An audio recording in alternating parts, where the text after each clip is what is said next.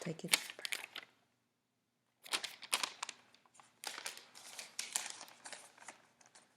I would like you all to imagine yourself in a foreign country, and another foreign country invades your country. So you go to the U.S. for help. The U.S. simply cannot go and send troops to help you and attack the other foreign country because it needs a declaration of war, which comes from Congress. A solution to this problem would be an executive order. An executive order, if you do not know, is a directive from the president personally that bypasses Congress, does not need congressional approval, and also cannot be overturned by Congress. It is relevant today because executive orders can be passed by current presidents and future presidents, which can affect us all in positive ways. Also, it is relevant today because of the coronavirus. Executive orders can be passed today to help with the coronavirus pandemic and with economic troubles that we are having in America. It is important to me because I have seen throughout history the positive effects that executive orders can have. I am here today to tell you that executive orders are necessary and helpful throughout our nation. The U.S. does not need to get rid of executive orders because without them, the president has no means to efficiently respond to disasters and problems throughout the world and in the country. As I mentioned earlier in my speech, that we cannot just send troops to foreign countries with no congressional approval. And this was talked about in the War Powers Resolution in 1973, which was passed by the 93rd Congress. It also talks about how we cannot send troops into foreign countries for more than 60 days. So people may say, well, why can't we just send them for 60 days and then go back to the U.S.? Well, my response to that would be many times it takes longer than 60 days. And also, what if we go for 60 days, then we have all of our troops come back, and then Congress decides shortly after to approve the declaration of war, and then we have to go back to the country. That causes a logistical disaster for the military. Another example that happens that is domestic is the Great Depression. In 1933, Franklin Delano Roosevelt passed an executive order that was the creation of the Federal Civil Works Administration, which helped with unemployment. It gave federal jobs to many people throughout the U.S.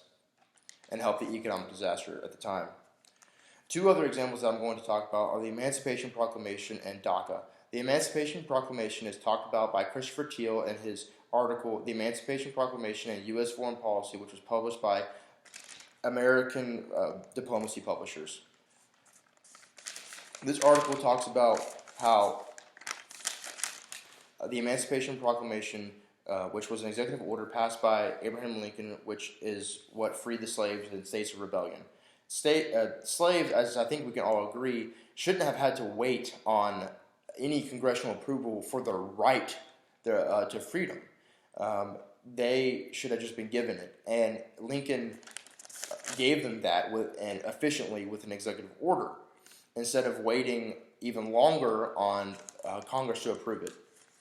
Another one that I mentioned earlier was DACA. Cesar Becerra, in his article "Keep the Dream Alive: The DACA Dilemma" in 2018, talks about what DACA is, and it was published by Taylor and Francis online.